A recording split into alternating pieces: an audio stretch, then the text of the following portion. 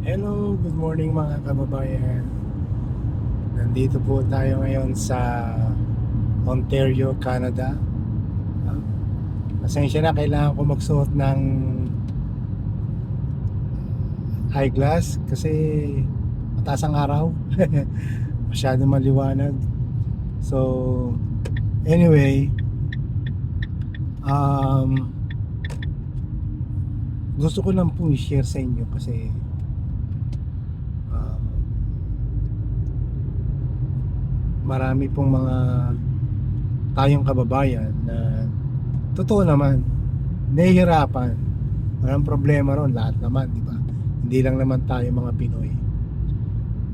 Marami pa, mas marami pa sa ibang bansa. Nais nating yumaman, kumita ng malaki. Normal yon. Pero ang hindi normal, yung iba gusto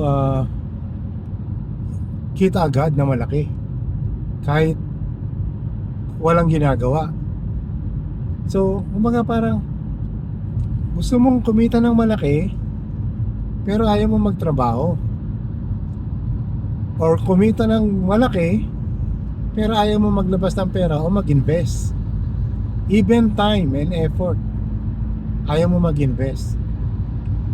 So, yun ang hindi normal. Even nga yung mga may pera o yung mayayaman, naglalabas na malaking pera para kumita ng malaking pera. Diba? Pero iba naman yung sitwasyon nila sa normal na pamumuhay na tao actually. Dahil sila may mga connection na. Pero lahat tayo isinilang tayo, ginawa tayo ng Diyos na pantay-pantay.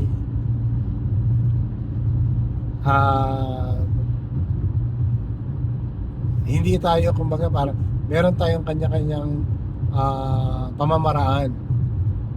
Pero pare-parehas tayo may 24 oras, pare-parehas tayo ng kumbaga, kung anong meron tayo sa ating katawan, di ba?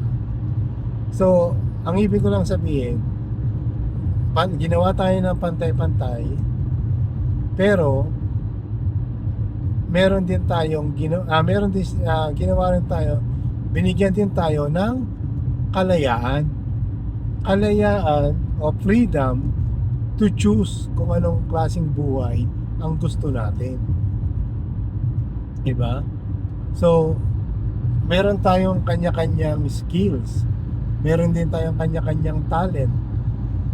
So, kung hindi natin pagyayamanin yung mga talent at mga gifts, skills na binigay sa atin ng Diyos, may iwanan talaga tayo sa pagdating sa pamumuhay. Kasi yung iba nag-aaral, yung iba naman talagang nagsusumikap para magkaroon ng kaalaman.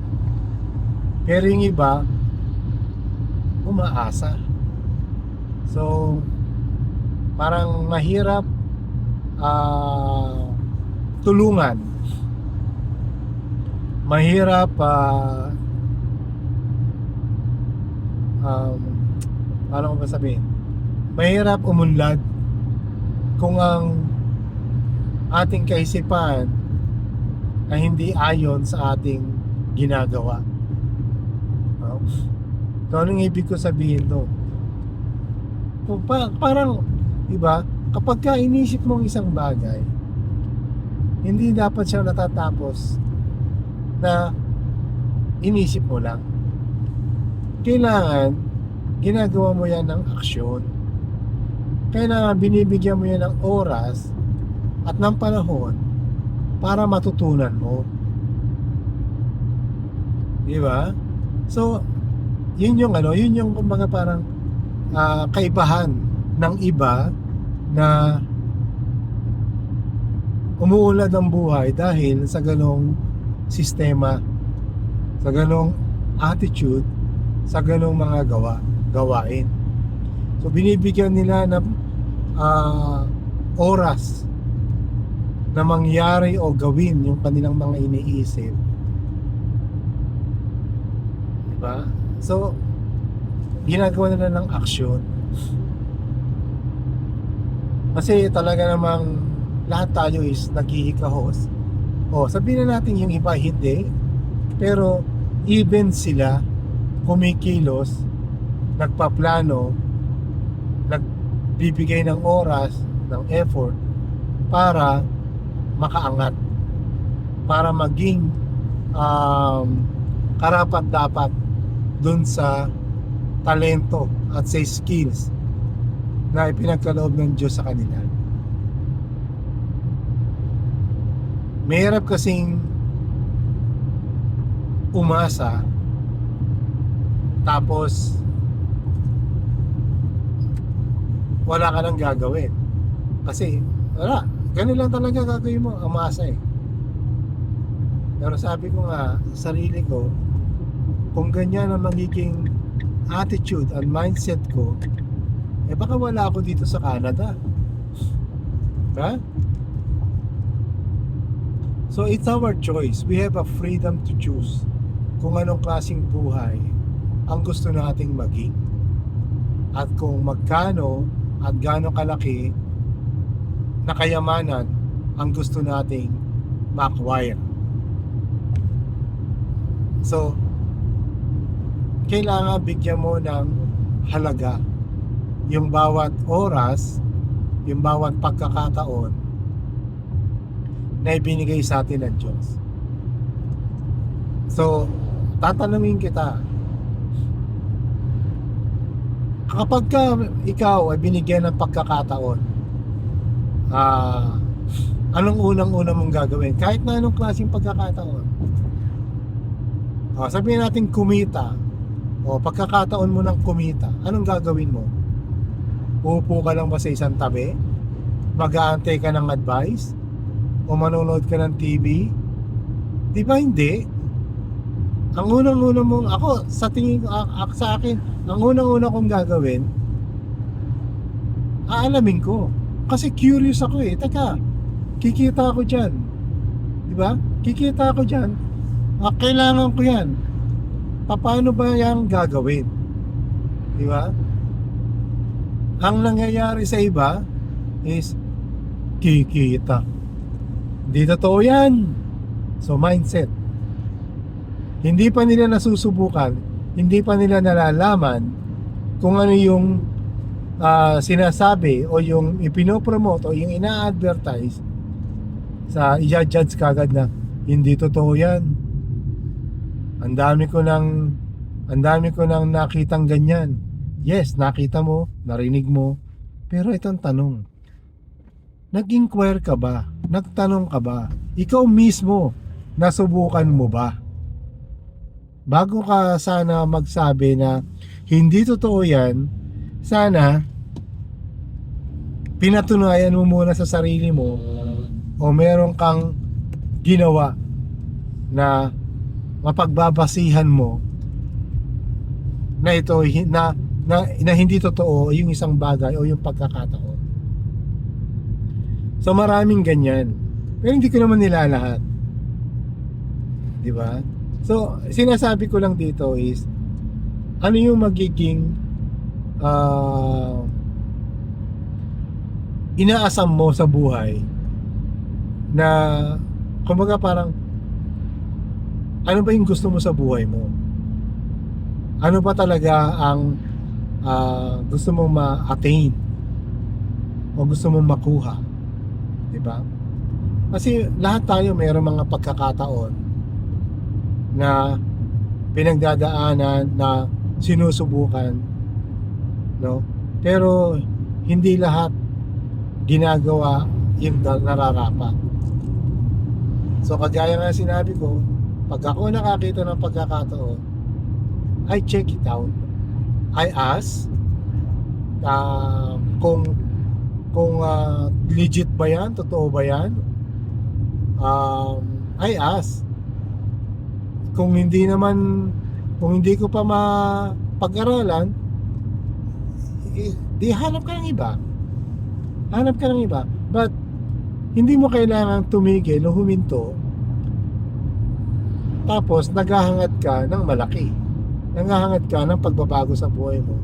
Pero ayaw mong mag-try. Ayaw mong bigyan ng oportunidad yung pagbabago sa buhay mo. Di ba?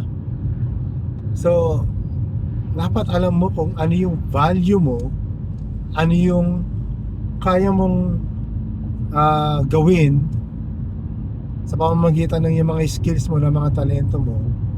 Kailangan alam mo kung sa ganitong talento, magkano ba dapat ang kinikita ko? Magkano ba dapat ang naiipon ko?